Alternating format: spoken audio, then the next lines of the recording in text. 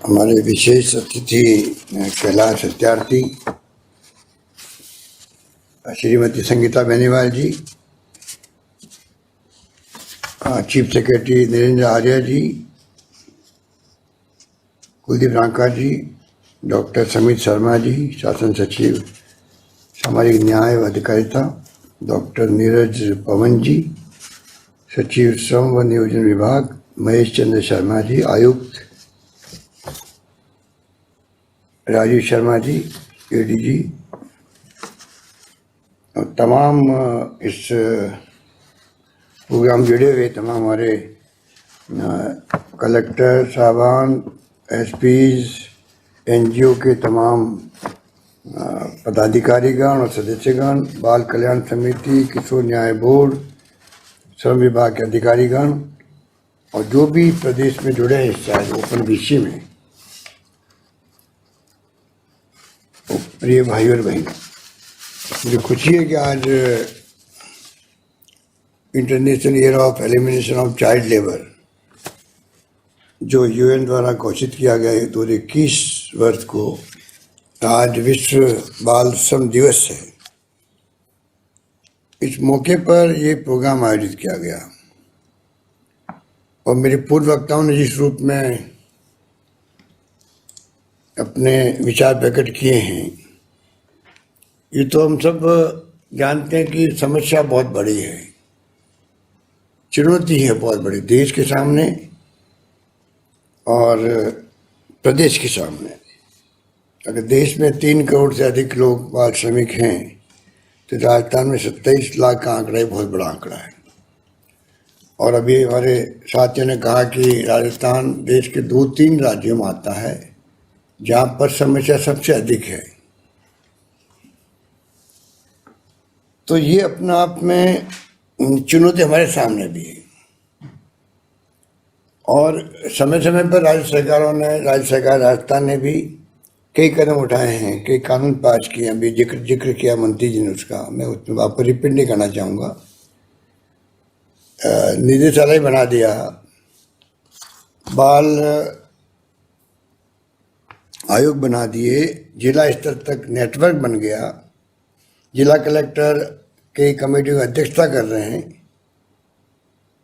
और 1915 के अंदर भी पुनर्वास का कानून बन गया बाल श्रमिकों का। और उसके बाद में 1986 के अंदर कानून बन गया किस प्रकार से बाल श्रमिकों की रोक लगे, जब राजीव गांधी थे प्राइम मिनिस्टर तब से ही। तो ये समय समय पर प्रयास तो हुए हैं, परंतु उसके बावजूद भी कैलाश सत्यार्थी जी बैठे हैं जिनको नोबेल पुरस्कार मिला है और जिसके लिए नरेंद्र आर्य ने कहा कि लंबे समय से ये बचपन बचाओ आंदोलन को चलाते आ रहे हैं। ये इतना सेंसिटिव मामला, ये इतना संवेदनशील मामला कोई कल्पना नहीं कर सकता। आप इसको इस रूप में लें कि किसी परिवार का एक बालक गायब हो जाए, गुम जाए, तो उस परिवार में क्या बीतती है। और जब गायब हो जाता है या तस्करी हो जाती है उसकी, उसके बाद में उस बच्चे के जीवन में या उस बच्चे को किस रूप में यूज किया जाता है, बाल श्रमिक के रूप में या एंटी सोशल एलिमेंट बनाने के लिए या और कोई तरीके से, तो उस माँ बाप को मालूम नहीं होता है, वो ढूंढते रहते। ऐसे कई किस्से हैं जहाँ सालों से पुलिस ढूंढ रही है, हाई कोर्ट तक केस जाते हैं और आप ढूंढ नहीं पाते हो।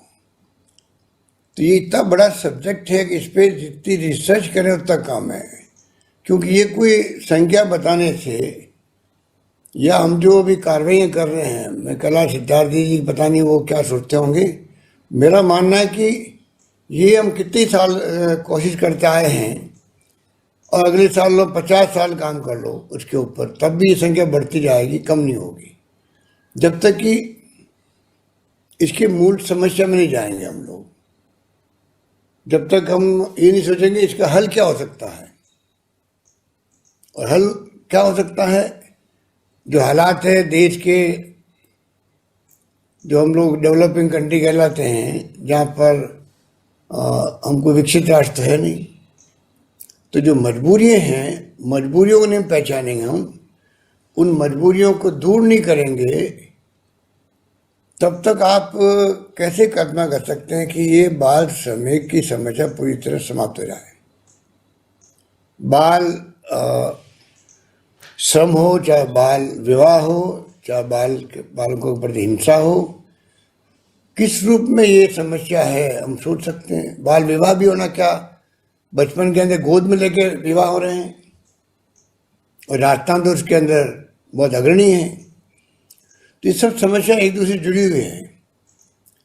इसलिए मेरा मानना है कि इसको बहुत ही गहराई से जाने की आवश्यकता है, और मैं अनुभव करता हूँ कि इसमें जितनी सरकार की भूमिका है, उससे बड़ी भूमिका एनजीओ की हो सकती है। जैसे कैलाश सत्यार्थी जी ने एनजीओ बनाया और रिकॉग्नाइज किया उनको दुनिया ने, तो हमारा प्रयास होना चाहिए कि हम एनजीओ किस प्रकार बनाए इन बाल श्रमिकों को लेके, बालकों की समस्याओं को लेके अधिक से अधिक एक नेटवर्क पैदा करें पूरे देश के अंदर, पूरे प्रदेश के अंदर, और सरकार का उनको प्रोटेक्शन मिले, संरक्षण मिले, सहयोग मिले। खाली एनजीओ बनाने से काम नहीं चले। एनजीओ तो बहुत काम कर रहे हैं बेचारे, अच्छा काम कर रहे हैं, पर उनकी एक लिमिट होती है काम करने की। जब तक सरकार उसको सहयोग नहीं करे, एक प्रकार से सरकारी स्पॉन्सर टाइप एनजीओ हो, सरकार का सहयोग मिले सब तरह से उनको, जो उनकी आवश्यकता है, चाहे फाइनेंशियली हो, चाहे वो और ढंग से पुलिस का प्रोटेक्शन चाहिए उनको, उनके अपने काम करने के अंदर, सब तरह से उन एनजीओ को उस रूप में सशक्त करें, ऐसे एनजीओ बने और वो जन जागरण अभियान चलाए। ये समस्या और ढंग की समस्या है। कुछ लोग कहते हैं आपकी परिवार वाले खुद ही भेज देते हैं बच्चों को। बिल्कुल हकीकत है ये। क्यों भेजते हैं? कई लोग तो पैकेज दे देते हैं परिवार वालों को, आदिवासी लोगों के अंदर गुजरात भेज देते हैं। तो जो हम भेजते हैं उसी ढंग से यूपी में, बंगाल में, पंजाब से, दिल्ली से, जहाँ से बच्चे आते होंगे, उनकी अपनी मजबूरियाँ हैं। पूरी यूपी भरी हुई है, ये बाल श्रमिक वहाँ पे काम करते हैं। राजस्थान में अभी बताया कि किस प्रकार से कितने तरह के उद्योग हैं यहाँ पर, जो जैम पॉलिशिंग, आरा तारी, कारपेट बनाने के लिए, ईंट भट्टों के लिए, घरेलू कामकाज, कचरा बीनने, भिक्षावृत्ति, बीड़ी उद्योग, खदानें, कृषि कार्यों में, चाय की थड़ियों पे, ढाबों पे। आप सोच सकते हैं कि ये तो भरे पड़े हैं, और कोई कोशिश करने में कमी नहीं रखता डिपार्टमेंट भी, पर कोई कर सकता है? ये संभव है कि जितना नाम मैंने लिया, सब जगह लाखों जब मानते हैं, 27 लाख लोग काम करते हैं, क्या 27 लाख लोगों तक हमारी पहुंच है क्या? या पहुंच सकते हैं क्या? चाहते हुए सरकार पहुंच सकती है क्या? अब हम लोग पहुंच सकते हैं क्या? तो जब तक ये जागरूकता ही नहीं हो कि जिसमें इस तरह बच्चे ये काम करने में आगे आए ही नहीं, ये स्थिति कैसे बने? और वो जब तक सक्षम नहीं होगा परिवार, तो इससे जुड़ा हुआ है आर्थिक स्थिति यदि परिवार की ठीक नहीं है, तो कई परिवार वाले खुद भेजते। कानून कहता है कि आप बच्चों का श्रम नहीं करवा सकते हो। परिवार कहता है मेरे तो पेट की मजबूरी है, मैं तो इनको बच्चों को भेजूंगा, और भेज रहे हैं बिना डिक्लेयर किए हुए। ये जो स्थितियाँ हैं, इन स्थितियों को पहचान करके जब तक हम लोग उस पर कार्रवाई नहीं करेंगे या कुछ सोच डेवलप नहीं करेंगे, पूरी दुनिया के मुल्कों की स्टडी नहीं करवाएंगे कि किस दुनिया के मुल्क में बाल श्रम नहीं है, वहाँ क्या क्या उपाय किए गए हैं, या किस तरह का श्रम होता है, कम होता, ज़्यादा होता है, ये तो डिपेंड करेगा सर्वे पर। अगर इस लेवल पर अगर हम लोग आगे बढ़ते हैं, तो मैं समझता हूँ कि रास्ता कुछ मिले हमें भी। वरना मैं तो जब खुद आप समझ लीजिए 32 साल पहले मैं टेक्सटाइल मिनिस्टर था केंद्र सरकार में, तो टेक्सटाइल का और बाल श्रमिकों का बहुत बड़ा संबंध है। मैंने जो यूपी का नाम लिया आपको, कारपेट, गलीचे, जो जो भी समस्या आती है सब उसी में आती है। और वहाँ पे बाल श्रमिकों की संख्या बहुत बड़ी है, समस्या बहुत बड़ी थी। तब से मैं तो देख रहा हूँ। तो आज ये जो समस्या है, ये बहुत मैं बधाई दूंगा संगीता बेनीवाल को और डिपार्टमेंट के दोनों सेक्रेटरीज को कि आपने विश्व बाल श्रम निषेध दिवस पे आज जो अंतर्राष्ट्रीय ईयर भी है, जिसके लिए कहा गया कि इसको एलिमिनेट कैसे करें, तो यूएन ने सोच समझ के इसके लिए इसको चुना है। और इसमें हमारे कैलाश सत्यार्थी जी का योगदान भी है, उनके लिए मैं उनको बधाई दूंगा।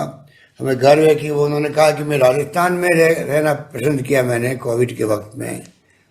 ये तो बहुत बड़ी कॉम्प्लीमेंट है राजस्थान सरकार को तो है ही है, पर साथ में यहाँ के डॉक्टर्स को, यहाँ के मेडिकल फैसिलिटी को, यहाँ के मैनेजमेंट को, जो कोविड का मैनेजमेंट हुआ है उसमें सब विभागों का, सब अधिकारियों का, सब एनजीओ का, तमाम पॉलिटिकल पार्टियों का, आम जनता का जो माहौल उन्होंने बनाया सबको साथ लेके चलने का, उसका परिणाम है कि यार शानदार व्यवस्था रही। कहाँ दिल्ली का राजस्थान, और कैलाश सत्यार्थी जी दिल्ली के रास्ते आके राजस्थान में रहे, इस बात का हमें गर्व होना चाहिए। तो मैं कहना चाहूँगा कि कोई ऐसा चीफ सेक्रेटरी बैठे हैं, कोई ऐसा हाई पावर कमेटी बनाए, इसके लिए कमेटी बनाए, छोटी कमेटी बने जिसमें एक्सपर्ट लोग हों, और वो तय करे, अपनी रिपोर्ट तय करे, रिपोर्ट बनाए इसके लिए अलग से कि हम राजस्थान को मॉडल स्टेट कैसे बना सकते हैं। हमारी रिपोर्ट ऐसी है जो हमारे तो काम आया है, पूरे देश में काम आए।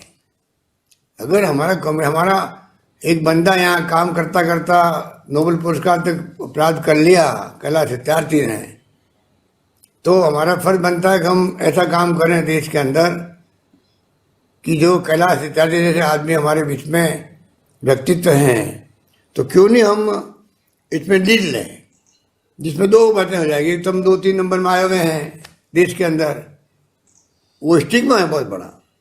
ये बाल श्रम कोई सामाजिक बुराई नहीं खाली, ये एक प्रकार से बहुत बड़ा कलंक है। ये बाल बच्चों को आप जिंदगी उनकी इतनी लंबी पड़ी रहती है, उसको आप समाप्त कर देते हो बाल श्रमिक के रूप में। ना वो पढ़ाई कर सकता, ना वो कोई उसके जो मानव संसाधन पैदा हो सकता देश के लिए, या जो भगवान ने उनको एक अवसर दिया है, पता नहीं वो अपने, अगर उसको अवसर मिले तो पता नहीं उनमें से कौन आदमी कहाँ पहुँच जाए, कितना बड़ा कंट्रीब्यूट कर दे देश के लिए, समाज के लिए, वो सब समाप्त हो जाता है। बचपन जिसका बिगड़ जाता है तो आप सोच सकते हो उसमें फिर क्या स्थिति रहती होगी। ये स्थिति जो है, गोद लेने वाली बात भी आपने कही, तो रोज अभी विज्ञापन भी आ रहे हैं केंद्र सरकार के भी, और हमें भी चाहिए कि हम लोग भी उसका प्रचार करें कि कोविड के अंदर जो ऑर्फन हो गए बच्चे, उनको सीधा कोई गोद लेने की बात नहीं करें, कानून की प्रक्रिया अडॉप्ट करें, जिससे कि बच्चों का भविष्य सुरक्षित रह सके। ये हमारा प्रयास होना चाहिए। और हमने अभी 100 करोड़ रुपये रखे हैं पंडित नेहरू के नाम से, उसका उपयोग कैसे हो ढंग से, उसके लिए समीर शर्मा जी और पवन बैठे हैं, ये लोग सोचेंगे कि किस प्रकार से हम, जो पंडित जवाहरलाल नेहरू तो चाचा नेहरू ही कहलाते थे, उनकी जो भावना थी बच्चों के लिए, उनकी जो सोच थी बच्चों के लिए, इसीलिए पंडित जी को आज भी बच्चे याद करते हैं। तो उनकी जो सोच थी उसको आधार बना के हम लोग क्या कर सकते हैं, बाल श्रम भी रुकेगा, बालकों का भविष्य भी उज्जवल बनेगा, ये हम सबका प्रयास होना चाहिए। मैं उम्मीद करता हूँ कि इस विषय पर तो जितना कहीं तक काम है, परंतु मेरा मानना है कि राज्य सरकार प्रयत्न कर रही है, वो अपनी जगह ठीक है। और अभी हमने एक प्रयोग अच्छा किया राजस्थान के अंदर, जहाँ राष्ट्रीय बाल स्वास्थ्य कार्यक्रम चलाया। इसके माध्यम से जो मुझे आंकड़े दिए गए कि 2021 जनवरी तक जो है सभी शिक्षण संस्थाओं में बच्चों का स्वास्थ्य परीक्षण किया गया, तो 8,10,000 बच्चों को उपचार के लिए रेफर किया गया। मतलब आप कल्पना करें कि राजस्थान में 3 साल ये अभियान चला, उसमें 8,10,00,000 बच्चों के को मालूम जानकारी प्राप्त हुई कि ये कौन कोई प्रॉब्लम इनको है। उसमें 6 लाख बच्चों का इलाज भी हुआ, 1,734 बच्चों की सर्जरी हुई हार्ट की। तो आप सोचिए, अगर ये सर्वे नहीं होता, हार्ट सर्जरी टाइम पे नहीं होती, पता नहीं जिंदगी में उनको कब तक जिंदा रहते। और 1,724 बच्चों की अन्य सर्जरी हुई। तो ये ऐसे प्रयास लगातार चलते रहने चाहिए। और मैं उम्मीद करता हूँ कि जो अभी टीकाकरण बराबर होता रहता राजस्थान के अंदर भी, टीकाकरण में तो मैं समझता हूँ कि हमें पूरी इंटरेस्ट लेना ही चाहिए बच्चों के लिए।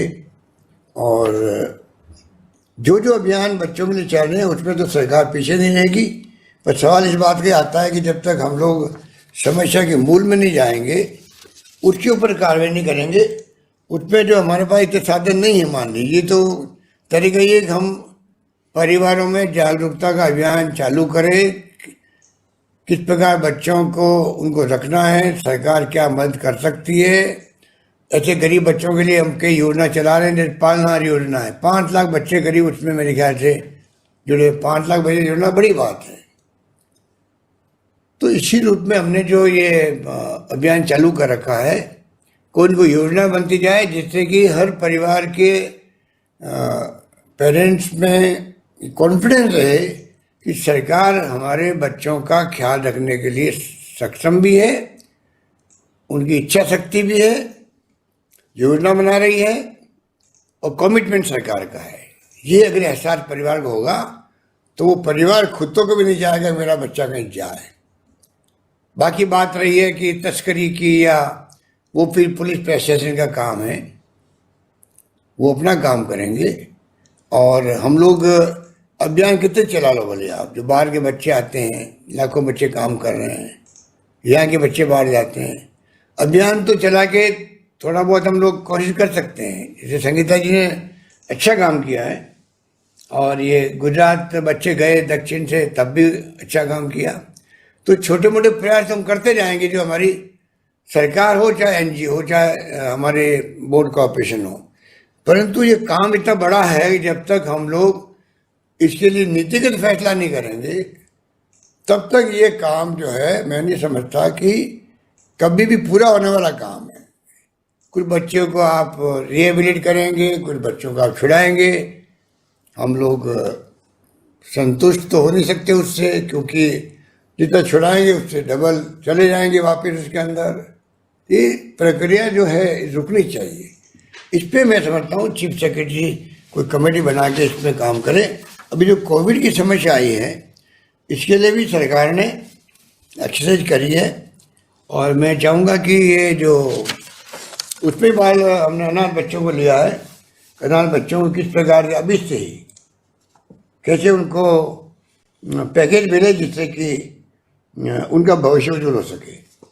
बल्कि मैं यहाँ से चाहूँगा डिपार्टमेंट जो इन अनाथ बच्चों को जो पैकेज दे रहे हैं हम लोग, उसके उन बच्चों को रजिस्टर्ड करे अपने डिपार्टमेंट के अंदर, और जो पैकेज दिया जा रहा है उसका कैसे वो उपयोग करेंगे वो गाइड भी करें। उनके लिए गाइडलाइन अलग गाइडलाइन निकाले। क्योंकि एक कहना चाहिए कि कोविड महामारी है, ये विश्वव्यापी महामारी है।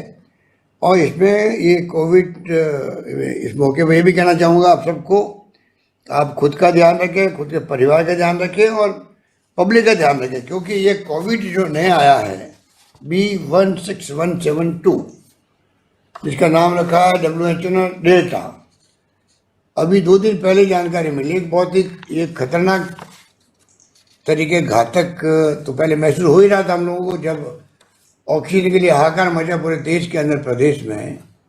परंतु अब तो साइंटिफिक रूप से सिद्ध हो गया है कि ये कोरोना बहुत घातक है। इंग्लैंड में, अमेरिका में भी गया है, कुछ वहाँ पे संख्या में वहाँ बहुत तेज़ी से फैलने लग गया है डेल्टा। ये आपके कई तरह की आशंका पैदा कर रहा है कि ये एक प्रकार से वैक्सीन को ही बाईपास कर देता है या वैक्सीन की इफेक्टिविटी कम कर देता है। ये सब बातें आ रही है। वो तो टाइम बताएगा कि इसमें स्थिति क्या बनती है, परंतु फैलता बहुत तेज़ी से है, घातक है, मृत्यु दर ज़्यादा है। हार्ट और लंग्स को इफेक्ट जल्दी करता 2-3 दिन में। पहले वाला लहर थी उसमें तो 5-10 दिन लगते थे, ये तो 3-4 दिन लेट आया आप अगर अस्पताल में, और सीधा CT स्कैन कराया, मालूम पड़ा आप तो 25 में स्कोर आ गया, आपके 10 आ गए, 15 आ गए, 20 आ गए, 25 आ गए, कोई पता ही नहीं पड़ रहा है। तो आप सब इसका ध्यान रखें। और इन बच्चों के लिए मैं चाहूँगा कि ये जो आज का दिन हमने चुना है, तो अभी मैं समित शर्मा कहूँगा हमारे प्रिंसिपल सेक्रेटरी को कि वो इसको पूरा पढ़ के सुना दे, इसको पैकेज को। और ये पैकेज जो है बाद में मैं समझता हूँ इसकी मॉनिटरिंग करना जरूरी है। कम से कम बच्चे जो है ऑर्फन, इनका मॉनिटरिंग करना जरूरी होगा, ये दिमाग में रखें। यही बात कहता मैं अपनी बात समाप्त करता हूँ। आप सबको मैं समझता हूँ कि आज के दिन हमारे मंत्री जी ने कहा, जोली साहब ने भी और यादव साहब ने भी, कि हम सब एक संकल्प लें कि बच्चों के लिए हम जिंदगी में जहाँ हमें मौका लगे वहाँ हम क्या कर सकते हैं, इस रूप में हमारा प्रयास होना चाहिए। यही बात कहता हूँ, मैं अपनी बात समाप्त करता हूँ। धन्यवाद। जय हिंद। धन्यवाद।